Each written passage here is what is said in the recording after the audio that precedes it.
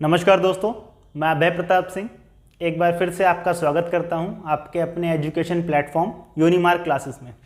आज हम लोग MA political science second year वाले विद्यार्थियों के लिए इम्पॉर्टेंट क्वेश्चन की एक सीरीज शुरू करने जा रहे हैं।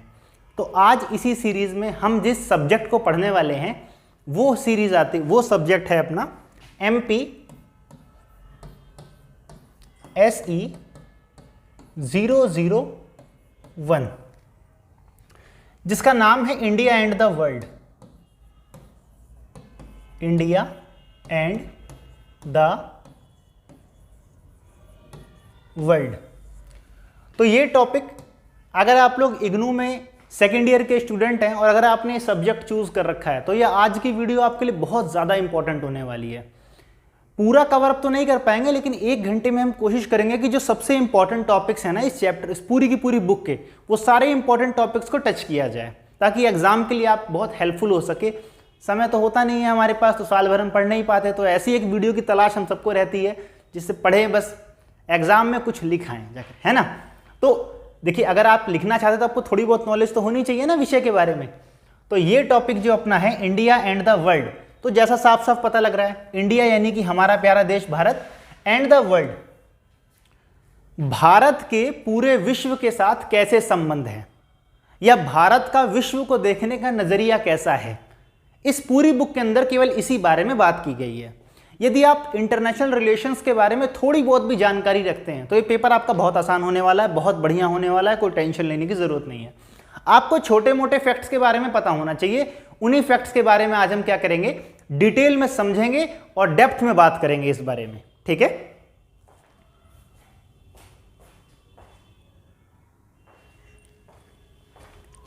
तो आइए शुरू करते हैं। सबसे पहले कोई भी देश, चाहे वो भारत हो, चाहे वो पाकिस्तान हो, चाहे वो अमेरिका हो, फ्रांस हो, रशिया हो, चाइना हो, वो जब वर्ल्ड से रिलेशन बनाते हैं, वर्ल्ड से रिलेशन बनाने के लिए कोई स्ट्रेटजी बनाते हैं, कुछ सोच डेवलप करते हैं, तो इसको कहा जाता है फॉरेन पॉलिसी। इसे क्या कहा जाता है? फॉरेन पॉलिसी, यानी कि विदेश नीति। विदेश नीति, हर देश का अपना अपना एक विदेश मंत्री भी होता है। अब हर देश की जो विदेश नीति होती है ना, कुछ चीजों को सोच के बनती है। कई सारे ऐसे फैक्टर्स हो जो अफेक्ट करते हैं किसी भी देश की फॉरेन पॉलिसीज को, ठीक है। अगर मैं इंडिया के फेवर में, मतलब इंडिया के पक्ष में यदि बात करूं, इंडिया के नजरिए से अगर बात करूं मैं, तो ऐसे कौन कौन से फैक्टर्स हैं? So you can talk factors affecting India foreign policy. वो कौन कौन से फैक्टर्स है जो कि इंडिया की फॉरेन पॉलिसी को क्या करते हैं, अफेक्ट करते हैं? तो उनमें कई सारे फैक्टर्स आ जाते हैं, जैसे कि सबसे पहला फैक्टर हमारा आता है कौन सा? सबसे पहला फैक्टर आता है हमारा सिक्योरिटी। सबसे पहला फैक्टर आता है अपना सिक्योरिटी। सिक्योरिटी एक ऐसा फैक्टर है जो कि हमारी फॉरेन पॉलिसी का बहुत इंपॉर्टेंट पार्ट है। आप इस बात को ऐसे समझिए कि जैसे इंडिया है, अब हमको पता है कि अगल बगल हमारे चाइना और पाकिस्तान जैसे दो कुछ जरूरत से ज़्यादा अच्छे साथी बैठे हुए हैं, पड़ोसी बैठे हुए हैं। तो हम जब किसी देश के साथ कोई ट्रीटी करेंगे या फॉरेन में कोई रिलेशन बनाएंगे तो इस बात का ध्यान रखते हैं इस देश के रिलेशन इन दोनों देशों के साथ कैसे हैं, ठीक है। तो फॉरेन पॉलिसी बनाते वक्त या किसी देश से अगर हम रिलेशन बना रहे हैं तो हम इस बात का ध्यान रखेंगे कि फॉरेन में कहीं ऐसा ना हो, मतलब भविष्य में कहीं ऐसा ना हो जाए कि इस देश का संबंध जो हमारी सुरक्षा के लिए खतरा पैदा कर दे, ठीक है। तो सिक्योरिटी को भी ध्यान में रख करके क्या किया जाता है, फॉरेन पॉलिसी बनाई जाती है। इसका एग्जाम्पल आप देख सकते हैं कि भारत सरकार अफगानिस्तान से कितने अच्छे रिश्ते मेंटेन करके रखती है ना, क्योंकि उसको पता है पाकिस्तान हमारा एक ऐसा देश है जो कि ना खुद शांत रहेगा ना हमें रहने देगा, तो इसलिए हमको अफगानिस्तान से दोस्ती रखनी पड़ती है। तो अफगानिस्तान वाले पाकिस्तान वालों को संभाले रखते हैं हमेशा, ठीक है। तो एक फैक्टर, एक सिक्योरिटी ऐसा फैक्टर है जो कि ध्यान में रखा जाता है, जो कि फैक्टर अफेक्ट करता है इंडियन फॉरेन पॉलिसी को। दूसरा होता है हिस्टोरिक डेवलपमेंट। हिस्टोरिकल फैक्टर्स होते हैं। जो लोग हिंदी में पढ़ रहे हैं उनके लिए बता दूं, एक तो सुरक्षा हित जिसे कहते हैं, आप कह सकते हैं सुरक्षा हित, और एक है ऐतिहासिक, एक है अपने ऐतिहासिक कारण। कुछ ऐतिहासिक कारण भी होते हैं जिसकी वजह से क्या होता है, हम अपनी फॉरेन पॉलिसीज को डिफाइन करते हैं। फॉर एग्जांपल, हमारा इतिहास कैसा रहा है, अंग्रेजों ने हम पर राज किया, अंग्रेज गोरे थे, हम काले थे, तो क्या हुआ, हमारे साथ बड़ा भेदभाव होता था। तो हमने उन चीज़ों को देखा है कि गुलामी क्या होती है, भेदभाव क्या होता है। तो हमारी फॉरेन पॉलिसीज ऐसी होती है कि दुनिया भर में हम गुलामी का विरोध करते हैं। अगर हमें लग रहा है कि कोई देश है, उसने किसी और देश को गुलाम बना रखा है, तो हम कोशिश करते हैं कि उस देश से बिल्कुल फॉरेन पॉलिसी ना के बराबर रखी जाए। ठीक है, हमारी कोशिश होती है कि हम समानता लाने का प्रयास करें, जिसका बहुत बड़ा एग्जाम्पल आपको देखने को मिलता है कि अभी कैसे G20 देश का जब समिट हुआ था, तो भारत ने कैसे अफ्रीकन यूनियन को उसमें एक मेंबर बनवा दिया। ठीक है, तो ये सब क्या होता है कि एक फैक्टर होते हैं हमारी फॉरेन पॉलिसी में, सोचने के तरीके होते हैं पूरे के पूरे। एक होता है हमारा इकोनॉमिकल इंटरेस्ट, एक होता है हमारा क्या, इकोनॉमिकल इंटरेस्ट, यानी कि हमारा आर्थिक हित।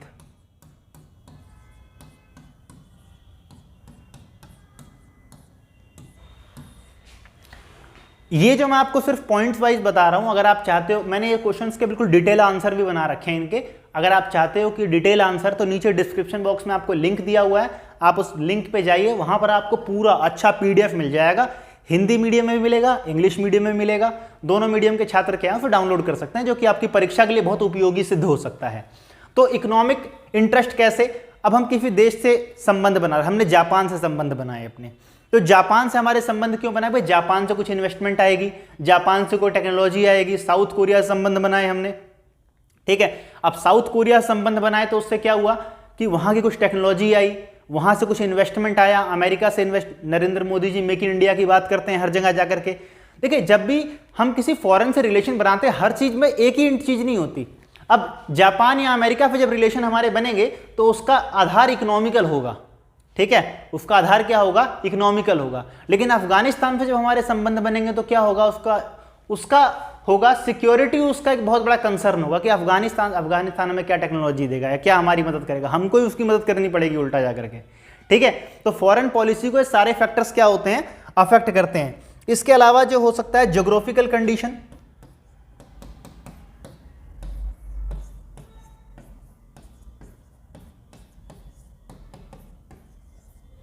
ज्योग्राफिकल फैक्टर भौगोलिक कारण हो सकते हैं।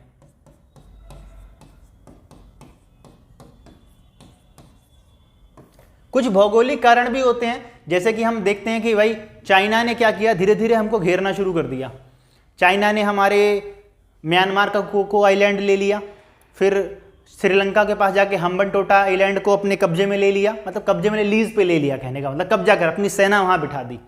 म्यांमार में जाकर के कुछ ले लिया, पाकिस्तान में जाकर के उन्होंने क्या किया, वो सीपैक और ग्वादर बंदरगाह पे अपना अड्डा जमाना शुरू कर दिया। तो इस तरीके से क्या है, मतलब चाइना ने हमको घेरना शुरू कर दिया। अब भौगोलिक रीजन पे हमारी ये जिम्मेदारी बढ़ गई थी, हम उसे मतलब घेरे, तो हमने क्या कर दिया, हमने एक बेल्ट बनाई, थाईलैंड से लेकर के एक रोड बनानी शुरू कर दी नितिन गडकरी जी ने, इंटरनेशनल रोड, जो कि आसियान कंट्रीज को जोड़ रही है सीधे सीधे। तो चाइना वालों ने हमें घेरा, हम उनको घेरना शुरू कर देते हैं। इसीलिए भारत सरकार ने मालदीव की कई बिलियन डॉलर देके मदद की कि आप चाइना का कर्जा उतार दो, क्योंकि अगर आप कर्जा नहीं उतार पाए तो चाइना क्या करेगा, मालदीव से कहेगा भाई हमें अपनी आर्मी यहाँ बिठाने दो। तो ज्योग्राफिकल भी कई सारे कारण होते हैं। तो किसी भी देश की जो फॉरेन पॉलिसी बनती है, उस फॉरेन पॉलिसी को बहुत सारे फैक्टर्स अफेक्ट करते हैं। अगर मैं इंडिया के रीजन से बात करूं तो कौन कौन से फैक्टर्स हैं जो इंडियन फॉरेन पॉलिसी को अफेक्ट कर सकते हैं, तो भाई वो ये सारे कारण हैं। इसके अलावा भी बहुत सारे हैं, मैंने आपको बताया, डिटेल में दिया, आपको चाहिए तो नीचे लिंक दिया हुआ है, आप जाइए और PDF डाउनलोड कर लीजिए। इसके अलावा आपको समझना पड़ेगा कि दुनिया में पता है बहुत सारे ऑर्गेनाइजेशंस होते हैं, बहुत सारे ऑर्गेनाइजेशंस होते हैं। अब उन ऑर्गेनाइजेशंस, चलिए ऑर्गेनाइजेशन के बारे में बाद में बताता हूं, पहले मैं बताता हूं कि इंडिया में जो है, जब कोई इंडिया फॉरेन पॉलिसी बनाती है तो इंडिया की फॉरेन पॉलिसी में बहुत सारी चीजें ऐसी हो रखी हैं जो कि बड़ी स्टैब्लिश हैं, वेल स्टैब्लिश हैं। ठीक है, ऑलरेडी जब कोई वेल स्टैब्लिश चीज होती है तो नया प्रधानमंत्री कोई नीति बनाते वक्त पुराने फैक्टर्स को देखता है, जैसे पंचशील, ये एक बहुत ही इंपॉर्टेंट, पंचशील समझौता, बहुत ही इंपॉर्टेंट एग्रीमेंट है, पंचशील एग्रीमेंट 1954 में हुआ था। 1954 में हुआ था। भारत के प्रधानमंत्री जवाहरलाल नेहरू और चाइना के उस वक्त के प्रधानमंत्री जो थे झाऊ, इन दोनों के बीच में हुआ था ये। इसमें हिंदी चीनी भाई भाई का नारा दिया गया था। आज तक इसकी झलक हमारी फॉरेन पॉलिसी में देखने को मिलती है। इसका एग्जाम्पल दिया जाता है वर्ल्ड लेवल पर, ठीक है। या फिर कह सकते हैं आप नेम, जिसे हम लोग नॉन अलाइनमेंट मूवमेंट कहते हैं।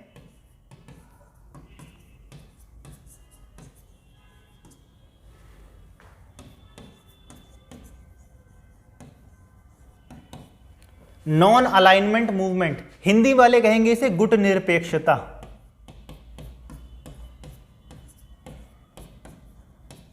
गुट निरपेक्षता यानी कि जब दुनिया कोल्ड वॉर के एरा में चल रही थी तो हम किसी भी ग्रुप में नहीं गए, ना हमने अमेरिका का ग्रुप चूज किया, ना हमने यूएसएसआर का ग्रुप चूज किया। हमने कहा कि भाई हम दोनों ग्रुप से अलग रहेंगे, दोनों पावर ग्रुप से अलग रहेंगे। इसी को कहा गया नॉन अलाइनमेंट मूवमेंट कहा गया, ठीक है। तो ये कुछ ऐसे इंपॉर्टेंट फैक्टर हैं जो कि एक मील का पत्थर स्थापित हुए भारतीय फॉरेन पॉलिसी की दिशा और दशा को बदलने में, ठीक है। इसके अलावा कह सकते हो कि डिसआर्मामेंट,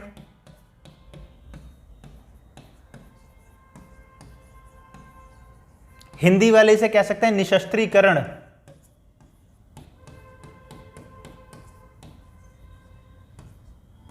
निशस्त्रीकरण यानी कि भारत हमेशा से इस बात का पक्षकार रहा है या पैरोकार रहा है कि दुनिया से हथियार खत्म होने चाहिए, क्योंकि हथियार खत्म हो जाएंगे, युद्ध खत्म हो जाएगा, ठीक है। तो ये कुछ ऐसी बातें हैं जो हमारी फॉरेन पॉलिसी में स्टैब्लिश करके गए, हमारे पूर्वज जो थे स्टैब्लिश करके गए, और उसके बाद के जो नेता थे उन लोगों ने लगातार इसके ऊपर काम करते रहे और लगातार काम किया है, ठीक है। तो क्योंकि मैं बता रहा हूं, जैसे पहले ही बता चुका हूं कि एक वीडियो है जो कि आपके पूरे चैप्टर्स को इंक्लूड करती है, तो आंसर तो एग्जाम में आप लिखोगे लिखोगे, ठीक है। भारतीय छात्रों की यही सबसे खूबी है कि जिस बारे में उनको कुछ भी नहीं पता होता उसके बारे में 3-4 पेज भर देते हैं, तो आंसर तो आप लिखोगे लिखोगे, ये मैं जानता हूं। लेकिन अपने आंसर को क्वालिटी वाइज और इंप्रूव करने के लिए आप ये सारी बातें जो मैं आपको बता रहा हूं इसको इंक्लूड कर सकते हो, ठीक है।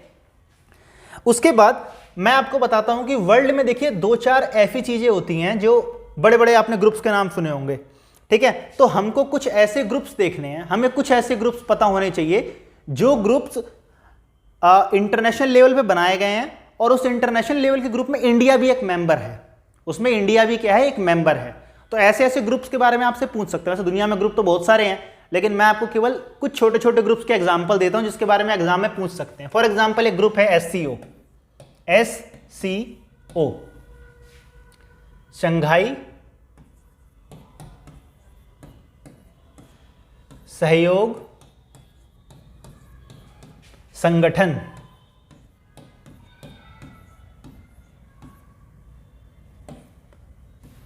ठीक है। शंघाई कोऑपरेशन ऑर्गेनाइजेशन, तो ये शंघाई सहयोग संगठन है। किन किन देशों ने मिलकर बनाया था इसको बनाया था बेसिकली चाइना, रशिया, किर्गिस्तान और तुर्किस्तान।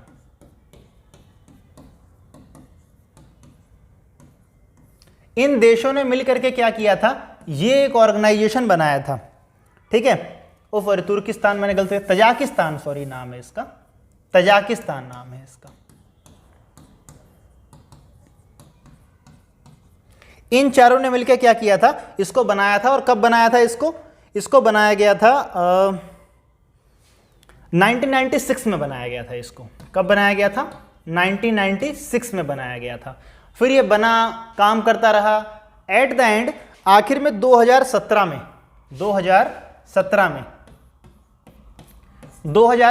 इंडिया और पाकिस्तान दोनों को इसका मेंबर बना दिया गया। इंडिया और पाकिस्तान दोनों को इसका मेंबर बना दिया गया। देखिए, जब भी कोई ग्रुप बनता है ना, तो ऐसे नहीं कोई भी जाके मेंबर बन रहा है उसका, ऐसे नहीं होता। ग्रुप के सारे मेंबर राजी होने चाहिए इस बात के लिए कि हाँ इनको बुलाओ, ठीक है। तो इंडिया के लिए तो मैक्सिमम लोग इसमें राजी थे, लेकिन पाकिस्तान को फोर्सफुली चाइना ने इंक्लूड करवाया, क्योंकि वो चाहता था कि एक कभी मान लो कल को इंडिया कुछ ऐसी बात बोले चाइना को पसंद ना आए इस ग्रुप के अंदर, तो कोई होना चाहिए ना। चाइना अपने मुंह थोड़ी बात करेगा कि हाँ भाई हम भी, क्योंकि गलत तो कर ही रहा है, तो उसको एक ऐसा बंदा चाहिए था। जो इंडिया को काउंटर कर सके यहाँ पर। तो उन्होंने पाकिस्तान को भी ऐड करवा दिया इसके अंदर लगे हाथों, ठीक है। तो ये एक ऐसा ग्रुप है जिसके बारे में आपको डिटेल में अगर आप कहीं से पढ़ सके तो बहुत अच्छी बात है, लेकिन एससीओ के बारे में पूछा जा सकता है क्योंकि इंडिया इसका एक मेंबर है और 2017 में इसका मेंबर बना था, ठीक है। इसके अलावा कुछ और ग्रुप्स हैं, जैसे कि अगर मैं बात करूं तो एक संगठन अपना आता है ब्रिक्स, ब्रिक्स है ना। जो लोग इंग्लिश मीडियम के विद्यार्थियों को बोलेंगे ब्रिक का मतलब तो ईंट होता है ना, लेकिन ये एक संगठन भी है अंतर्राष्ट्रीय स्तर पे, एक संगठन, सॉरी मतलब संगठन कहना गलत होगा, ये एक मंच है, ठीक है। ये एक संगठन नहीं है, ये एक मंच है, एक प्लेटफॉर्म है। क्या है ये एक प्लेटफॉर्म है, एक तरीके से एक मंच है, ठीक है। इसके अंदर जो पहले इसका नाम ब्रिक्स नहीं था, हमेशा से इसका नाम ब्रिक्स नहीं रहा। दरअसल में 2006 में जब बना था, ये स्टैब्लिश कब हुआ, ये स्टैब्लिश हुआ था 2006 में। 2006 में जब स्टैब्लिश हुआ तब यहां पर ब्रिक, इसका नाम था ब्रिक, क्या नाम था, बी से क्या हो जाएगा, ब्राजील, बी से क्या हो जाएगा, ब्राजील। फिर यहां पर था आर से रशिया,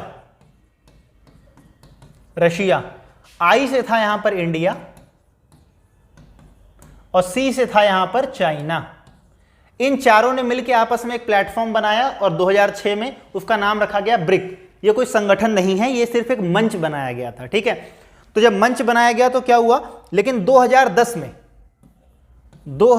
में क्या हुआ, इसमें एंट्री हो गई साउथ अफ्रीका की। 2010 में क्या हुआ, साउथ अफ्रीका जुड़ गया, साउथ अफ्रीका ने ज्वाइन कर लिया इसको।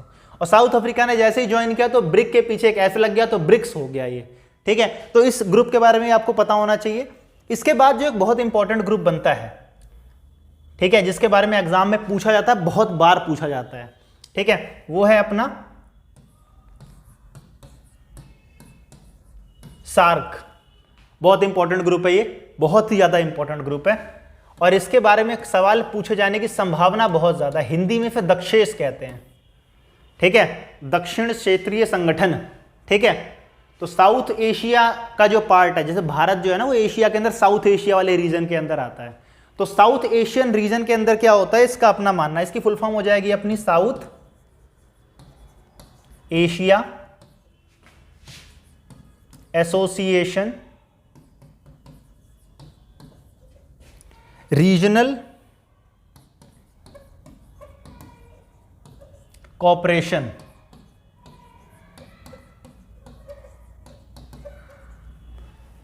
South Asia Association Regional Cooperation, ये है इसका मतलब, किसका मतलब, फुल फॉर्म है सार्क, ठीक है। सार्क बना कब था भाई, ये बना था 1985 में। कब बना था, 1985 में। इसे बनाने के पीछे जिसका सबसे फेमस दिमाग था ना, वो थे जियाउर रहमान। कौन थे, जिया उर रहमान। ये जियाउर रहमान, इनका संबंध सीधे सीधे बांग्लादेश से है। कमेंट बॉक्स में आप मुझे बता दीजिए बांग्लादेश से संबंध कैसे है जियाउर रहमान का। जो लोग बताएंगे उनके कमेंट को हार्ट प्रोवाइड कर दिया जाएगा, ठीक है।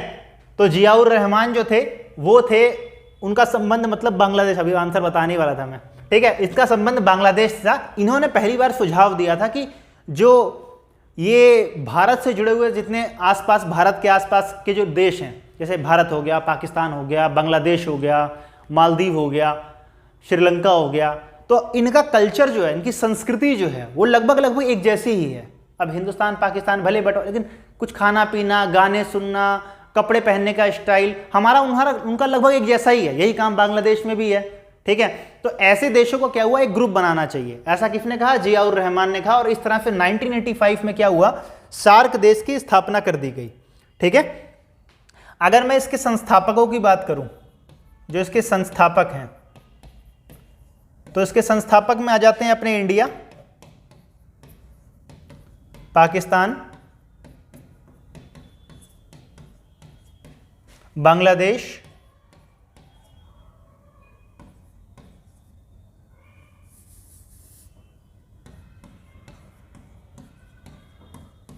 नेपाल,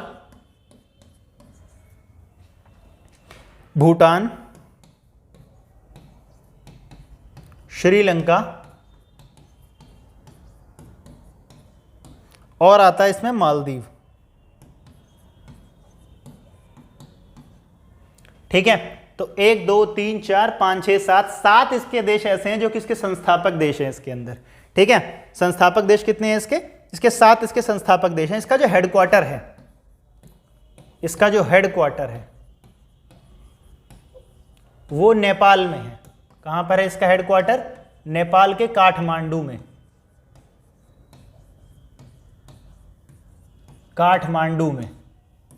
भारत का एक बहुत ही प्रसिद्ध और फेमस ज्योतिर्लिंग जो है वो काठमांडू में पाया जाता है। अगर नाम पता है तो कमेंट बॉक्स में बता देना।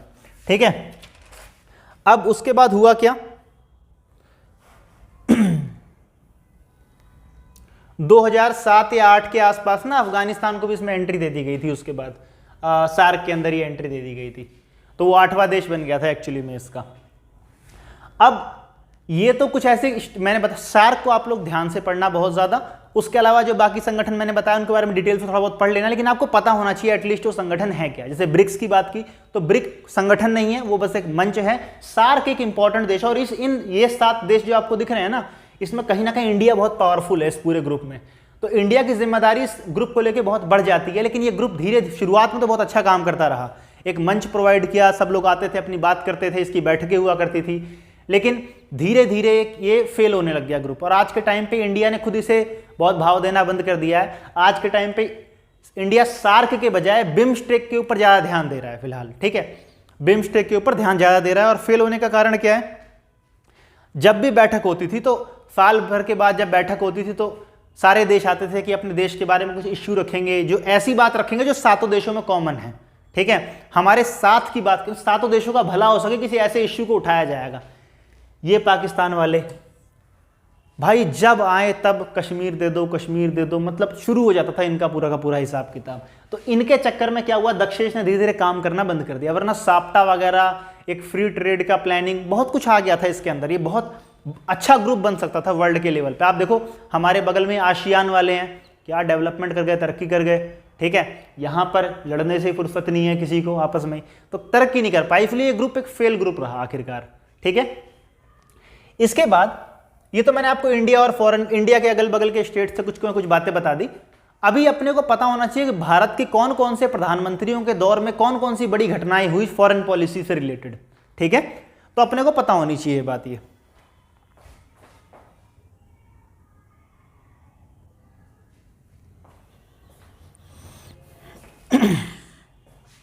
तो सबसे पहले हम बात करेंगे इंदिरा गांधी जी की। इंदिरा गांधी जी की, तो इंदिरा गांधी जी के दौर में ऐसी कौन कौन सी घटनाएं हुई? इंदिरा गांधी जी के दौर में देखिए, सबसे पहले तो 1971 में इंडिया पाकिस्तान का वॉर हुआ। इंडिया पाक वॉर हुई। हमें वो घटनाएं लिखनी है इंपॉर्टेंट, क्योंकि इंदिरा गांधी का मेंशन कहीं पर आएगा तो आपको ये सब बातें बड़ी बड़ी कुछ भी और बताइए, लेकिन उनके बीच में ये वाली बातें जरूर बतानी है। और ऐसा नहीं कि इंदिरा गांधी ने इमरजेंसी लगाई तो अपने देश में लगाई ना, उसका वर्ल्ड से कोई रिलेशन नहीं। जब आप इस वाली बुक के आंसर में कोई बात लिखेंगे तो ऐसा क्या किया गया जिससे वर्ल्ड प्रभावित हुआ, तो भारत पाकिस्तान का एक वॉर था जिससे वर्ल्ड प्रभावित हुआ। इसके अलावा आप कह सकते हैं कि फॉर्मेशन ऑफ बांग्लादेश हो गया। फॉर्मेशन ऑफ हो गया क्या? बांग्लादेश। बांग्लादेश फॉर्म हो गया, यह भी 1971 में ही हो गया था। उसके अलावा 1974 में फर्स्ट न्यूक्लियर टेस्ट किया गया। फर्स्ट न्यूक्लियर टेस्ट किया इंडिया ने, कहां पे किया था? वही राजस्थान के पोखरण में किया था। इस प्रोजेक्ट का नाम पता है किसी को? किसी को पता है तो कमेंट बॉक्स में अब आप बोलोगे सर हर चीज में कमेंट बॉक्स में कितना कमेंट करेंगे, पढ़ाई करेंगे। चलो मैं बता देता हूं, इसे कहते हैं स्माइलिंग बुद्धा। इस प्रोजेक्ट का नाम क्या था? स्माइलिंग बुद्धा। एग्जाम में लिख दोगे तो टीचर खुश हो जाएगी। ठीक है, मतलब अगर लड़का होगा तो हो भी जाएगा। स्माइलिंग बुद्धा होता क्या? देखो होता क्या है ना, ऐसा सोशल साइंस एक ऐसी चीज़ है, मान लो एग्जाम में आंसर सब लिख के आएंगे ही आएंगे। जैसे मैंने बताया भारत के नौजवान योग्यता 3-3 पेज 4-4 पेज, कुछ बिना नॉलेज की 4-4 पेज लिख देते हैं। ठीक है, लेकिन लिखना और क्वालिटी वाला आंसर लिखना, इन दोनों में बड़ा फर्क होता है। ठीक है, तो आपको जितने फैक्ट्स पता रहेंगे ना उतना आपका आंसर बढ़िया होता चला जाएगा। तो स्माइलिंग बुद्धा प्रोजेक्ट का नाम था जब भारत ने पहला अपना न्यूक्लियर टेस्ट किया, ठीक है। पूरी दुनिया वाले बिल्कुल आंखें टेढ़ी वेढ़ी कर ली, ऐसे कैसे कर दिया भाई न्यूक्लियर टेस्ट वगैरह ये सब कुछ। लेकिन भारत उस वक्त किसी इंटरनेशनल प्रेशर में नहीं आया और उसने क्या किया, अपना न्यूक्लियर टेस्ट किया, कंप्लीट किया उस न्यूक्लियर टेस्ट को, ठीक है। तो ये इंदिरा गांधी जी के दौर की कुछ बड़ी बड़ी घटनाएं थी। इसके बाद अगर बात की जाए तो राजीव गांधी जी के, अगर मैं राजीव गांधी जी की बात करूं,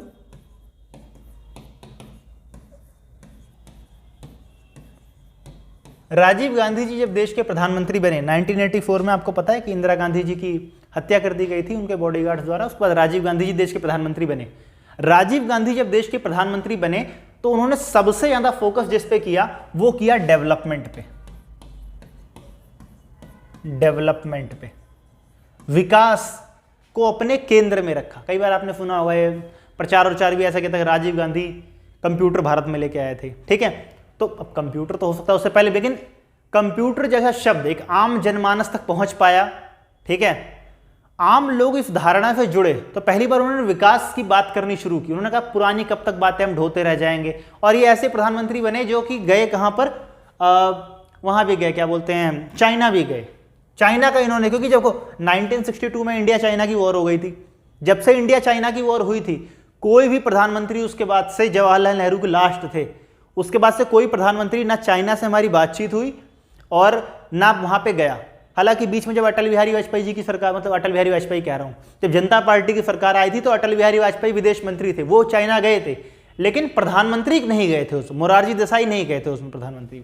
लेकिन राजीव गांधी ने क्या किया, चाइना के साथ रिलेशन क्या किए,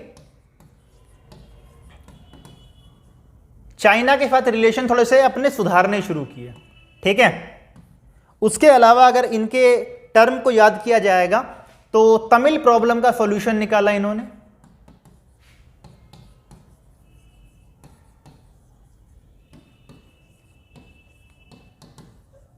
तमिल प्रॉब्लम का जो है वो सॉल्यूशन निकाला इन्होंने। बेसिकली जो राजीव गांधी और जयवर्धने जी के बीच में समझौता हुआ था उससे तमिल प्रॉब्लम का इन्होंने सॉल्यूशन निकाला। अपनी आर्मी हमने इंडिया में भेजी, पीस कीपिंग फोर्स हमारी इंडिया की गई और तमिलनाडु में बैठ गई ताकि वहां ये सब दंगे फसाद वगैरह रोके जा सके, ठीक है।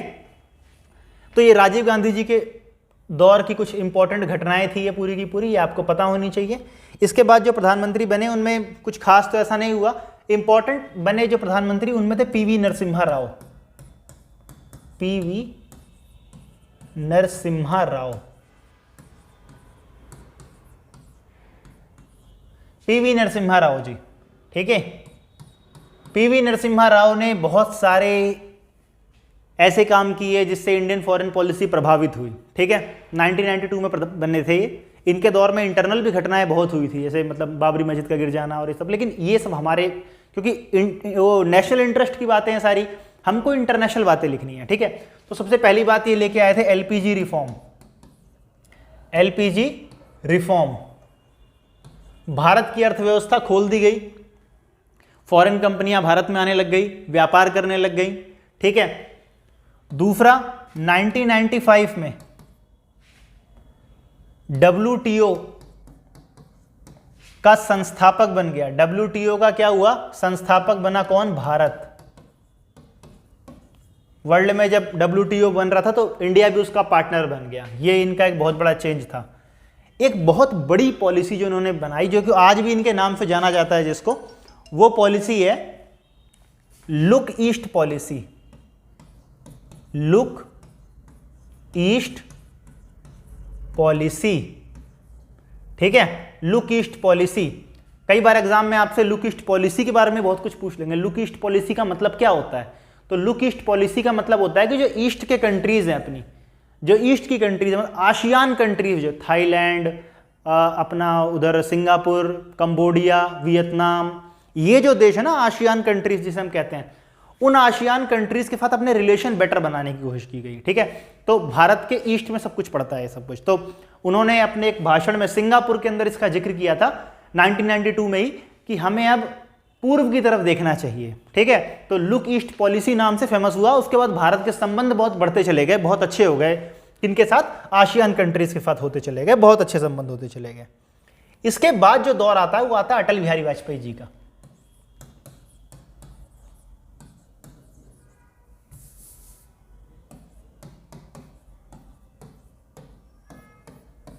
अटल बिहारी वाजपेयी जी भारत के प्रधानमंत्री बने। तो अटल बिहारी वाजपेयी जी के दौर में बड़ी अंतर्राष्ट्रीय घटनाएं हुई भाई, बहुत बहुत बहुत घटनाएं हुई। ठीक है, क्या क्या घटनाएं हुई? सबसे पहली बात तो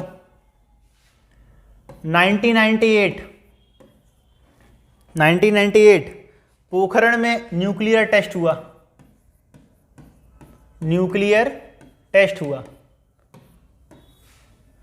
पूरी दुनिया ने वैसी नाक टेढ़ी कर रखी थी जब हमने इंदिरा गांधी जी के टाइम पे किया था 1974 में पहला टेस्ट। तब वो टेस्ट तो हुआ और अपने टारगेट को लेकिन उस तरह से अचीव नहीं कर पाया। वो इंडिया को एज अ न्यूक्लियर नेशन की मान्यता नहीं मिली। लेकिन जब ये वाला टेस्ट हुआ इतना जबरदस्त और असरदार था कि मतलब दुनिया के सामने इंडिया ने प्रूव किया that we are a nuclear country, और भारत का नाम जो था वो परमाणु संपन्न देशों की श्रृंखला में आ गया इसके बाद। ठीक है, तो न्यूक्लियर, हालांकि इसके बाद भारत के ऊपर बैन लगा दिया गया था। ठीक है, बड़े अमेरिका ने लगाया, फिर बहुत सारे कई अमेरिका के साथ के जितने दोस्त थे सबने बैन लगा दिया। ठीक है, अमेरिका वालों ने कहा कि भाई ये तो शांति को भंग करना चाहते हैं, ये वो। उस वक्त अमेरिका वालों की पाकिस्तान से बड़ी अच्छी दोस्ती थी। ठीक है, तो पाकिस्तान वाले उनके बिल्कुल सगे बेटे से भी ज़्यादा प्रिय थे उनको लगा इंडिया वाले न्यूक्लियर बॉम्ब बना लिए, ऐसे कैसे मार देंगे कभी भी उसको पकड़ करके। ठीक है, लेकिन 2001 में कहानी थोड़ी सी पलट गई। 2001 में पाकिस्तान के कुछ शांति प्रिय नागरिकों ने जा करके अमेरिका में उनका ट्रेड सेंटर गिरा दिया पकड़ करके। तब अमेरिका वालों की आँख खुली, जा करके बैन हटाया भाई, बोले पहले इंडिया पर से बैन हटाओ, और धीरे धीरे पाकिस्तान से हाथ खींच करके उन्होंने इंडिया से दोस्ती करनी शुरू की। वो एक अलग टॉपिक है, जब इंडिया अमेरिका रिलेशन पढ़ेंगे कभी डिटेल में समझेंगे तो उसको समझेंगे अच्छे से। लेकिन ये एक इंपॉर्टेंट घटना थी जो कि अटल बिहारी वाजपेयी जी के समय में हुई थी। ठीक है, इसके बाद एक और इंपॉर्टेंट घटना क्या हुई थी? इसके बाद इंपॉर्टेंट घटना हुई थी भाई जो कारगिल वॉर हो गई थी। कारगिल वॉर। ठीक है, कारगिल वॉर के साथ यहां पर इंडिया ने क्या किया था, एक दिल्ली लाहौर बस सर्विस शुरू की थी।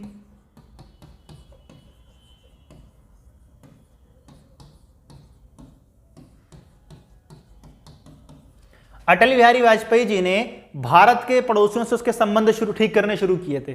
जब संबंध सही करने शुरू किए तो क्या हुआ, उसमें एक बस चलाई गई जो दिल्ली से लाहौर जाती थी सीधा सीधा। ठीक है, तो ताकि दोस्ती हो सके दोनों देशों में। नवाज शरीफ उस तरफ से थे और अपने अटल बिहारी वाजपेयी जी इस तरफ से थे, दोनों प्रधानमंत्री मिले। अटल बिहारी वाजपेयी जी खुद ही बैठ करके इस बस में लाहौर तक गए। तो फिर जैसा कि पाकिस्तान दुनिया के लिए जाना जाता है दोस्ती, तो भाई वहाँ की आर्मी को हजम ही नहीं होती। बस वहाँ की आर्मी ने तख्ता पलट कर दिया, नवाज शरीफ को लात मार के भगाया।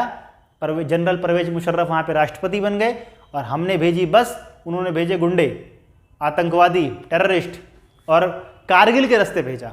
और कारगिल वॉर से पहली बार एक तरीके से वर्ल्ड में पाकिस्तान ने इस बात को माना, स्वीकार किया अनऑफिशियली कि भाई हम डायरेक्ट लड़ाई में नहीं जीत सकते। क्योंकि 1971 और 1965 वॉर में तो इंडिया पाकिस्तान की आर्मी लड़ी थी, लेकिन कारगिल वॉर में तो क्या हुआ कि उन्होंने आर्मी नहीं भेजी अपनी, नॉर्मल कपड़े पहना करके, आर्मी के लोग थे लेकिन नॉर्मल कपड़े पहना के घुसपैठिए भेज दिए। अब बाद में जब सारे पिटा गए तो फिर कहा गया कि यार ये तो हमारी आर्मी थी ही नहीं, ये तो वहीं के लोग थे, लोकल कश्मीरीज थे। ऐसा कुछ भी नहीं था।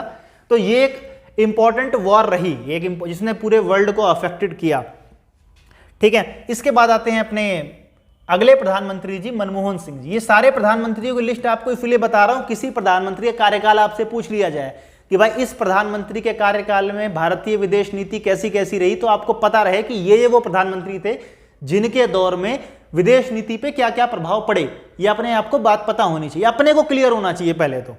ठीक है, उसके बाद में आए अपने मनमोहन सिंह जी। मनमोहन सिंह जी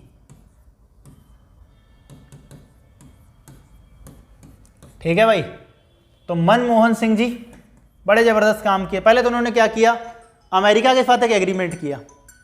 इन्होंने क्या करा, अमेरिका के साथ कर दिया एग्रीमेंट।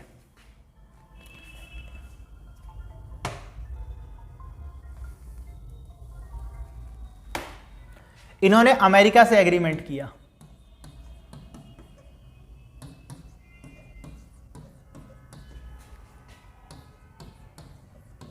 समझौता जिसे कहते हैं, 1, 2, 3 कहते हैं इसको। ठीक है, न्यूक्लियर एग्रीमेंट। इसके बाद इन्होंने एक पॉलिसी निकाली, look west policy. Look west policy. अब लुक वेस्ट पॉलिसी क्या है भाई, नरसिम्हा राव जी ने कहा था लुक ईस्ट पॉलिसी, मतलब भारत था भारत के ईस्ट में जो है वो आसियान कंट्रीज थी, जहाँ पे सिंगापुर है, थाईलैंड है, वियतनाम है, म्यांमार है, कंबोडिया है। इनकी टेक्नोलॉजी बहुत अच्छी थी, इनकी इकोनॉमी बहुत तेजी से ग्रो कर रही थी, तो भारत को वहाँ से क्या हो सकता है, इकोनॉमिक बूस्ट मिलने के चांसेस थे। ठीक, लेकिन अब भारत की आबादी क्योंकि बहुत तेजी से बढ़ रही थी, भारत की ऊर्जा जरूरतें बहुत तेजी से बढ़ रही थी, तो मनमोहन सिंह जी ने कहा कि हमको अब वेस्ट की तरफ भी देखना चाहिए। वेस्ट की तरफ कहाँ देखना चाहिए? वेस्ट की तरफ जो अरब कंट्रीज का ग्रुप है ना, जहां पर अपना इराक, ईरान, सऊदी अरब, कतर, दुबई, बहरीन, ये सारे जो देश हैं वहां पर हमको देखना चाहिए। ठीक है, उनका एक ग्रुप है, जीसीसी नाम है उसका। ठीक है, जीसीसी, उसके बारे में आपको पता होना चाहिए। तो इंडिया को पता भाई कच्चा तेल वहीं से लेना है और तेल की रिक्वायरमेंट बहुत ज़्यादा बढ़ गई। अगर भारत को डेवलप करना है तो डेवलपमेंट के लिए एनर्जी का सेक्टर बहुत स्ट्रॉन्ग करना जरूरी है, और भारत की ऊर्जा जरूरतें सबसे ज़्यादा गल्फ कंट्रीज से पूरी हो रही थी। इसीलिए मनमोहन सिंह जी ने अपनी फॉरेन पॉलिसी में एक नया नाम जोड़ा, जिसे क्या कहा गया? जिसे कहा गया लुक वेस्ट पॉलिसी कहा गया। ठीक है, मैं आपको कल टर्म बता रहा हूं, डिटेल में एक बार समझ लीजिएगा, जान लीजिएगा इसको अच्छे से जाकर के। ठीक है, इसके बाद जो अपने मोदी जी आ गए फिर तो भाई, उसके बाद तो आए अपने मोदी जी।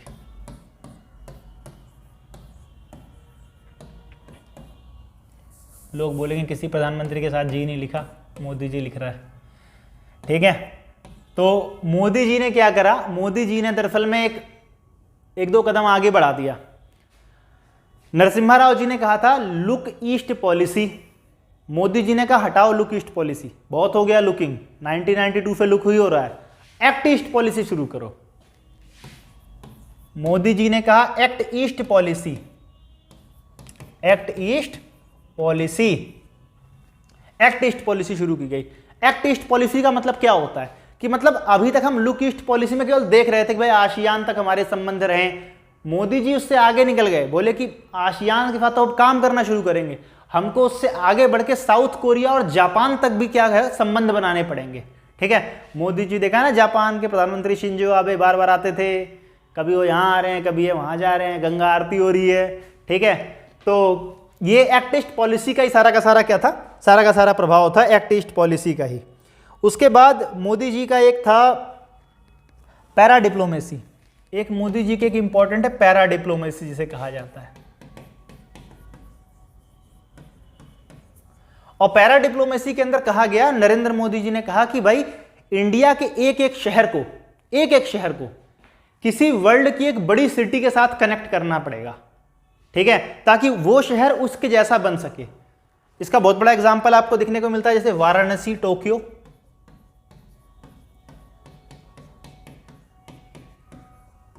वाराणसी एंड टोक्यो का रिलेशन जो है आपको देखने को मिलेगा, मुंबई शंघाई का देखने को मिलेगा।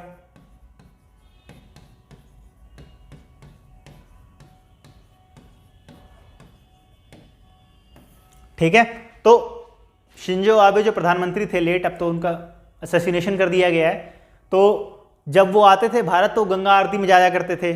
ठीक है, टोक्यो की कहा गया कि भाई बनारस को टोक्यो बना दिया जाएगा, वहां पे साफ सुथरा करके वहां जहाज वहाज चलाए जाने लग गए।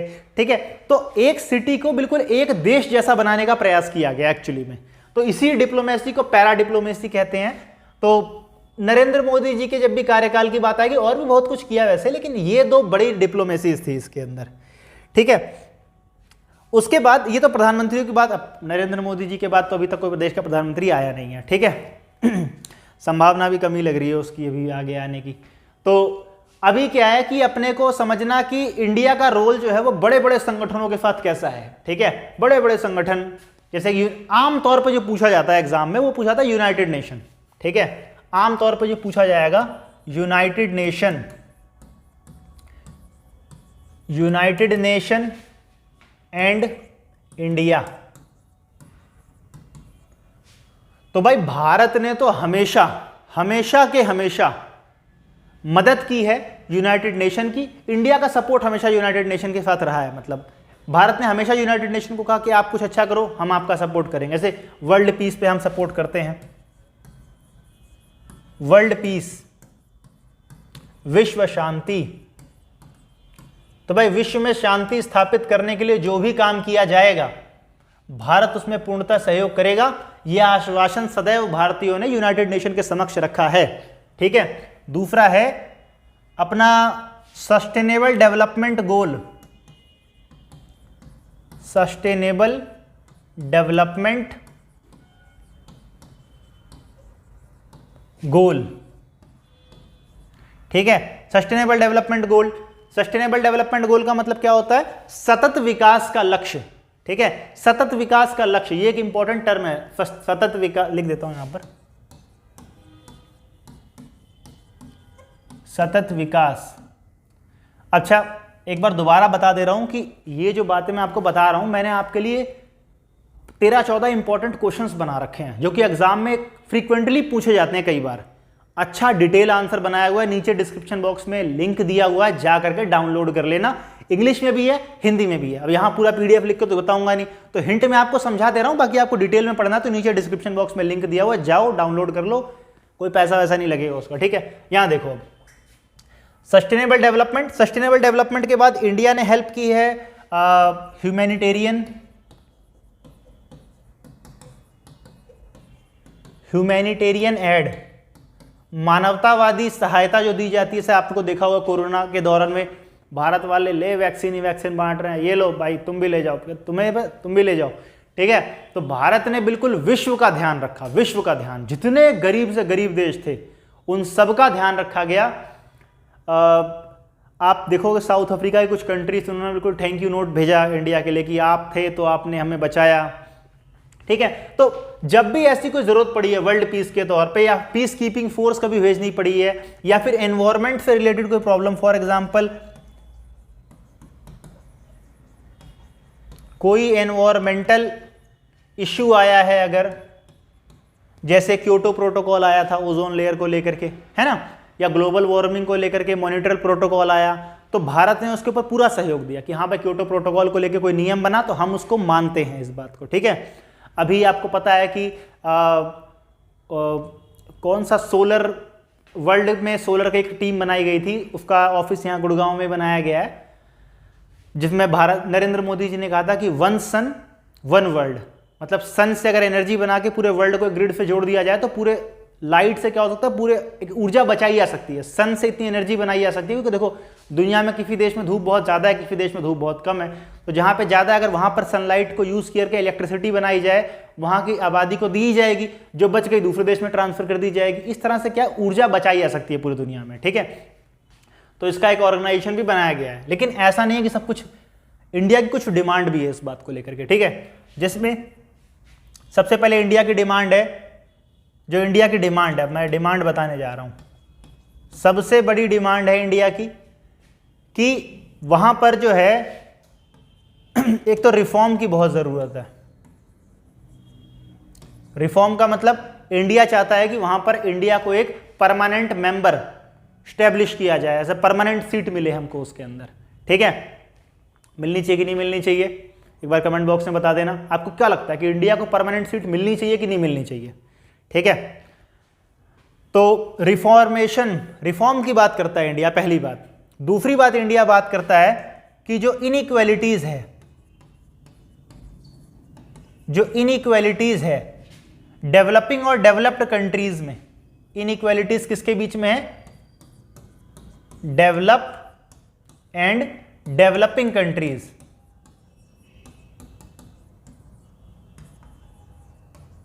इसे खत्म करने की कोशिश की जाए। अब जैसे डेवलप कंट्री अमेरिका जो है सब के सब ये कहते हैं कि अब इनका तो सब घर पानी बन चुका है, सब कुछ ठीक ठाक तरीके से, तो ये लोग इन्वायरमेंट की बड़ी चिंता जाहिर करते हैं कि अरे इस देश में तो कार्बन एमिशन बहुत ज़्यादा हो रहा है, इसमें ऐसा है वैसा है, इस देश को ध्यान देना चाहिए, सब्सिडी बहुत दे रहा है अपने किसानों को। नरेंद्र मोदी जी ने तब जब वो बराक ओबामा वहाँ पे राष्ट्रपति थे तभी जाकर के यूनाइटेड नेशन में बात बोली थी कि जो अमीर देश हैं आप लोग शोषण करते हो गरीब देशों का, ठीक है। यहाँ से रॉ मटेरियल उठा करके खुद कार्बन एमिशन ज़्यादा कर रहे हो और चाहते हो कि मतलब प्रॉफिट तो आप ज़्यादा उठा रहे हो, लेकिन जब जिम्मेदारी लेने की बात आती है तो आप कहते हो सबकी जिम्मेदारी बराबर बराबर है। ऐसा तो नहीं हो सकता। जो देश पर्यावरण का उपयोग ज़्यादा कर रहा है जिम्मेदारी भी उसकी ज़्यादा होनी चाहिए, ठीक है। तो ऐसे कई सारे इश्यूज़ पे लेकर के हमारा भी क्या है, यूनाइटेड नेशन से कॉन्फ्लिक्ट चलता रहता है धीरे धीरे, ठीक है। तो ऐसे कुछ डिमांड्स भी चलती रहती हैं। इसके अलावा जो इंटरनेशनल इश्यूज़ हैं, जो भी बहुत ज़्यादा इंटरनेशनल इश्यूज़ हैं, जैसे कि एक बहुत बड़ा इंटरनेशनल इशू है टेररिज्म, टेररिज्म, आतंकवाद।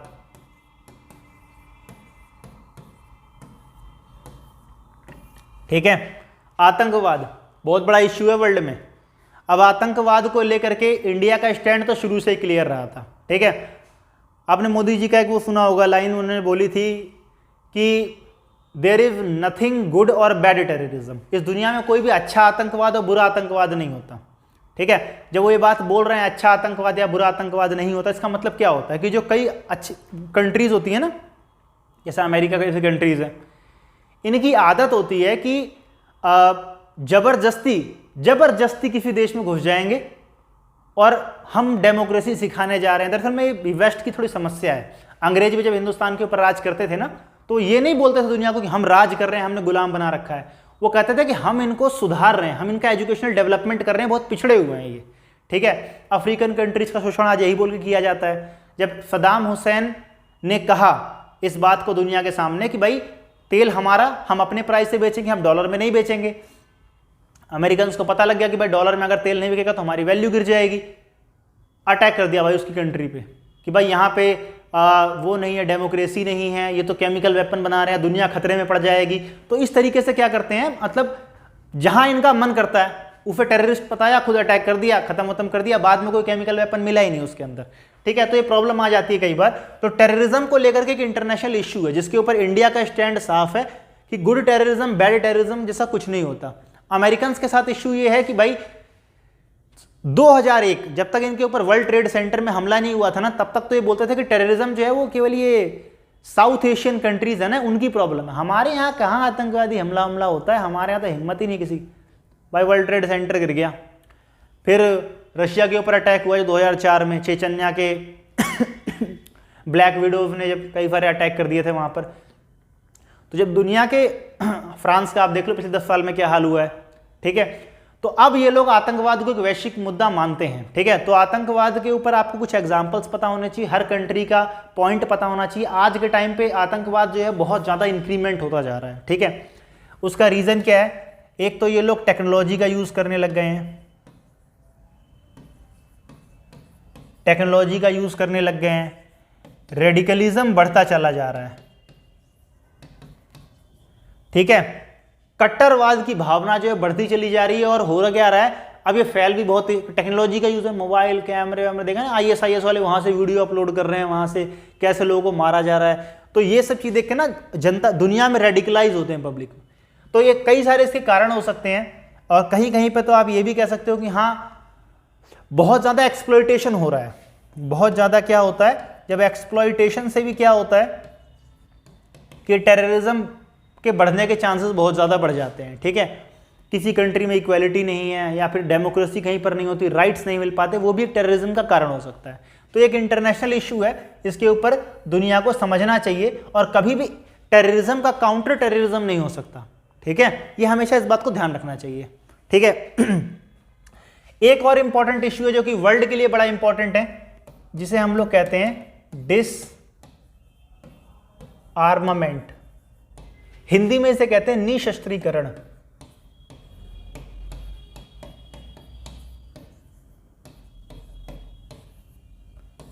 निशस्त्रीकरण, तो निशस्त्रीकरण का क्या मतलब होता है भाई, कि दुनिया से हथियारों को खत्म करना।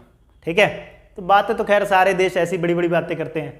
तो निशस्त्रीकरण की जो बात है वो भारत के प्रधानमंत्री जवाहरलाल नेहरू से करते हुए आ रहे हैं। ठीक है, तो अब तक हमारा, क्योंकि हम विश्व शांति में योगदान देना चाहते हैं, वसुधैव कुटुंबकम आवर आइडिया, तो हम चाहते हैं कि हटे देशर।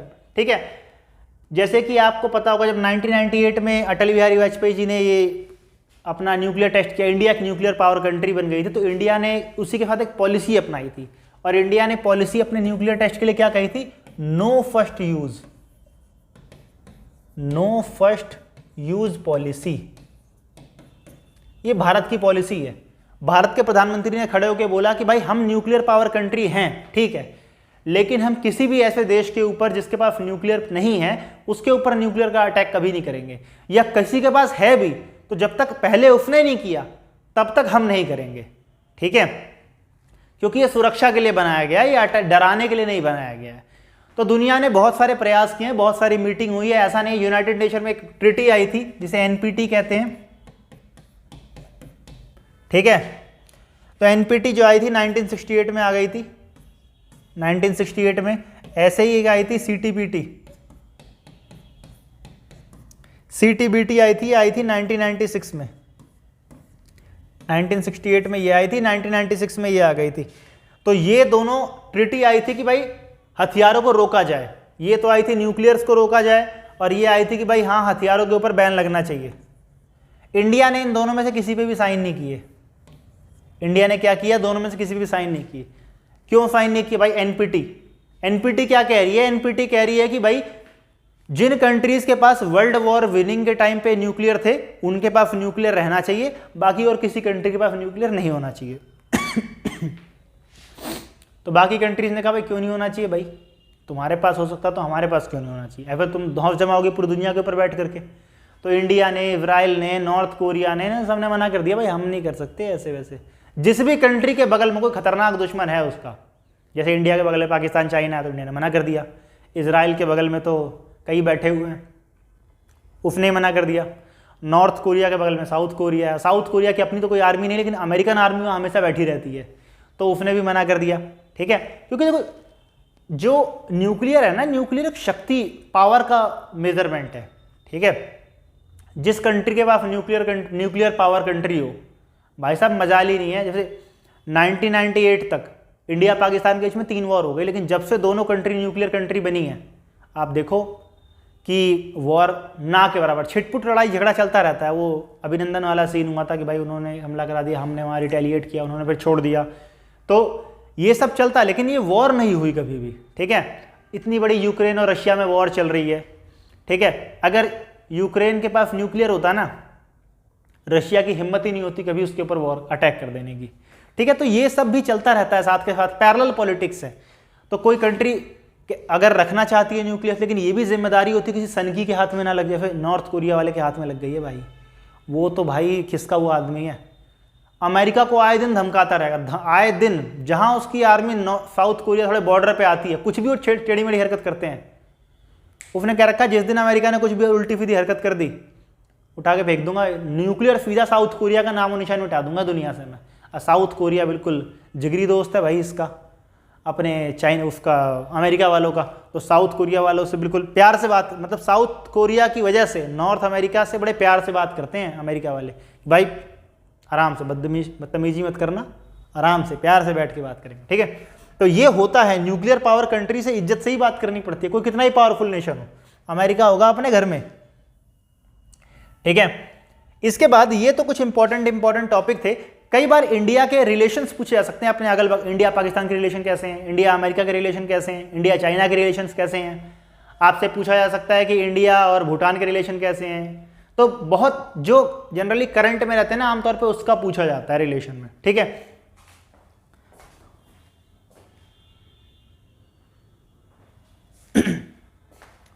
तो हम जिस टॉपिक को पढ़ने वाले हैं वो है ये इंडिया का रिलेशन। हम चाइना के साथ पढ़ लेते हैं, क्योंकि इंडिया के बगल में चाइना एक बिल्कुल बगल की कंट्री है, जिसके बाद हमारे बहुत सारे इश्यूज भी हैं, और करंट में क्या हुआ है, एटमॉस्फेयर में इश्यूज रहे भी बहुत ज़्यादा है। अगर मैं इंडिया चाइना रिलेशन की बात करूं, इंडिया चाइना रिलेशन की अगर मैं बात करूं, तो इंडिया चाइना रिलेशन में क्या होता है, इंडिया चाइना रिलेशन में शुरुआत इसकी होती है जब चाइना में कम्युनिस्ट पार्टी की सरकार बन जाती है, तो इंडिया उसे यूनाइटेड नेशन में मान्यता दे देती है, कहती है हाँ ठीक है हम इस देश को मानते हैं। ठीक, 1954 में पंचशील का एग्रीमेंट होता है, पंचशील का एग्रीमेंट हो जाता है, और इस एग्रीमेंट में हिंदी चीनी भाई भाई का नारा दिया जाता है। कौन सा नारा दिया जाता है कि भाई हिंदी चीनी भाई भाई। जवाहरलाल नेहरू जी ने नारा दिया था, नारे ने काम नहीं किया। इसके 4-5 साल बाद ही क्या किया, चाइना वालों ने कब्जा कर लिया तिब्बत के ऊपर। ठीक है, तिब्बत के ऊपर कब्जा कर लिया, तिब्बत वालों ने विरोध किया, तो विरोध को उन्होंने बड़े खतरनाक तरीके से दबाया। ठीक है, बहुत खतरनाक तरीके से दबाया। तो दबाते ही क्या हुआ कि वहाँ के बहुत सारे लोग जो थे वो दलाई लामा के साथ भाग के इंडिया आ गए। तो दलाई लामा के साथ बहुत सारे विद्रोही जब इंडिया में आ गए, तो बहुत सारे लोगों ने नेहरू जी की आलोचना भी की इस बात के लिए कि एक बगल के देश के ऊपर आक्रमण हो रहा है और आप शांत बैठे हुए हो, आप तो कहते हो कि हम बिल्कुल गुलामी की और दबाने के बिल्कुल खिलाफ हैं इस चीज़ में। तो नेहरू जी का उस वक्त का स्टैंड था कि हमें एक बड़े देशों के मामले में नहीं पड़ना चाहिए, ठीक है। जबकि उस वक्त बहुत सारे नेता ये बात बोल रहे थे कि भाई आज उनके ऊपर अटैक हुआ, कल हमारे ऊपर भी होगा, ठीक है। लेकिन खैर उस वक्त की बातें हैं, क्या सोचा गया, क्या किया गया। परिणाम ये रहा कि भाई तिब्बत के ऊपर अटैक हो गया चाइना का। चाइना पे जब कई सारे धर्मगुरु और बैठ करके इंडिया में आ गए, दलाई लामा वगैरह, तो चाइना इस बात से नाराज हो गया। चाइना ने कहा कि हमारे विरोधियों को शरण देना दुश्मनी जैसा काम है, तो इंडिया ने दुश्मनी निभाई है इसका मतलब। तो फिर मामला और संबंध खराब होने लग गए हमारे। संबंध खराब होते होते होते होते मामला यहाँ पहुँच गया कि 1962 में दूसरा काम ये हो गया कि भाई 1962 में इंडिया सीनो वॉर हो गई, भाई इंडिया चाइना वॉर हो गई। और एक बहुत बड़ा हिस्सा मतलब सिंगापुर जितना बड़ा देश है ना, उतना बड़ा हिस्सा हमारा चाइना ने कब्जा लिया, ठीक है। अक्साई चीन कहते हैं हम उसको, ठीक है। अक्साई चीन नहीं बोलना चाहिए, अक्साई इंडिया बोलना चाहिए उसको, तो वर्ड का ही सारा खेल है, पता है। तो हमारा अक्साई का इलाका उन्होंने बेसिकली हथियार लिया। उसके बाद मेन जो यहाँ पर इश्यू निकल करके आता है, एक तो वॉर तो हो ही गई, चलो इस वॉर के बाद कोई गया ही नहीं लौट करके वहाँ पर, मतलब कोई प्रधानमंत्री गया नहीं चाइना में। फिर राजीव गांधी गए सीधा प्रधानमंत्री बन करके वहाँ पे, और राजीव गांधी के जाने के बाद क्या हुआ, धीरे धीरे इंडिया चाइना के रिलेशन अच्छे होने लग गए। उसके बाद के जो प्रधानमंत्री है उन्होंने भी दौरा किया, लगातार दौरा किया, तो रिलेशन अच्छे होते चले गए। लेकिन बाद में जब इंडिया और यूएसए के रिलेशन धीरे धीरे अच्छे होने लग गए, इंडिया और यूएसए का जो रिलेशन है ये एक बहुत बड़ा कारण बन गया, इंडिया और चाइना का रिलेशन खराब होने का कारण बन गया, ठीक है। क्योंकि इंडिया यूएसए के रिलेशन जो है वो अच्छे बनने लग गए, तो जब ये रिलेशन अच्छे बने तो ये लोग डेमोक्रेसी की बात करते हैं, और चाइना डेमोक्रेसी शब्द से बहुत डरता है, बहुत डरते हैं डेमोक्रेसी वर्ड से। जिस दिन वहाँ के लोगों को आज़ादी मिल गई ना भाई, खैर नहीं है वहाँ के लोग, नेताओं की तो खैर नहीं है। इसीलिए वो लोग अपने लोगों को कभी भी डेमोक्रेसी नाम का जो वर्ड है ना, इसको टच तक नहीं करने देते।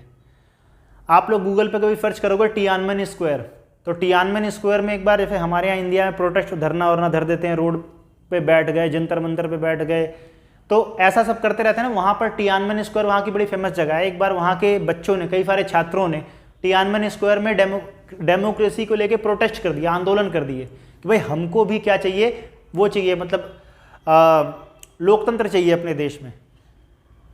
भाई साहब चाइना वालों ने अपने देश के नागरिकों के ऊपर पता है टैंक चलवा, टैंक जो आता है ना आर्मी का, वो उनके ऊपर चढ़ा दिया गया था, इस तरह से कुचला गया उस आंदोलन को।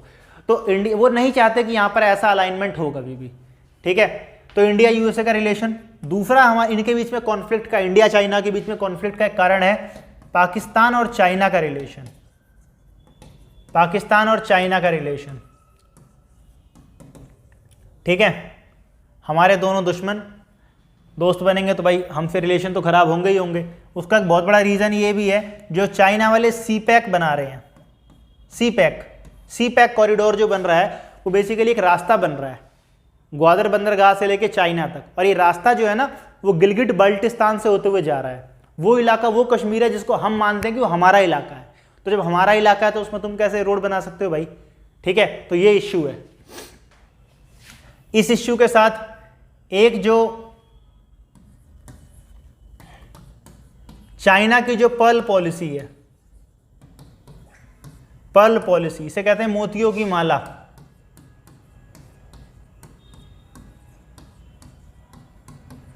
चाइना वाले क्या कर रहे हैं, हमको घेर रहे हैं चारों तरफ से, हमारे अगल बगल के देशों को कर्ज देते हैं, अपने डेब्ट ट्रैप में फंसाते हैं, और डेब्ट ट्रैप में फंसा के उनको अपने फेवर में ला रहे हैं धीरे धीरे, ठीक है। जब अपने फेवर में धीरे धीरे ला रहे हैं तो उससे क्या हो रहा है, उससे प्रॉब्लम क्रिएट हो रही है, सीधे सीधे समझ लो।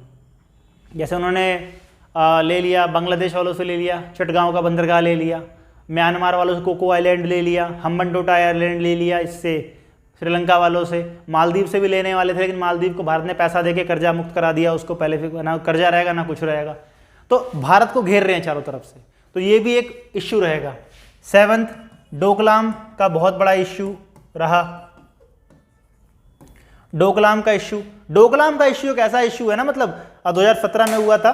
तो डोकलाम के इश्यू में क्या किया गया कि एक भूटान का क्षेत्र है, इंडिया ने अपनी तिब्बत वाली गलती को दोहराया नहीं, भूटान का कुछ क्षेत्र था, उसके ऊपर चाइना वालों ने रोड बनानी शुरू कर दी।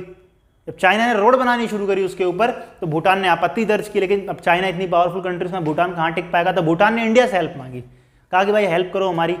इंडियन आर्मी पहुंच गई वहां पर, कहा कि भाई ये रोड नहीं बननी चाहिए, रोड वोड तोड़ ताड़ दी गई उनकी, ठीक है। फिर बहुत कॉन्फ्लिक्ट हुआ, तगड़ा कॉन्फ्लिक्ट हुआ, लेकिन आखिरकार चाइना की आर्मी को रोड वोड छोड़ करके पीछे हटना पड़ा।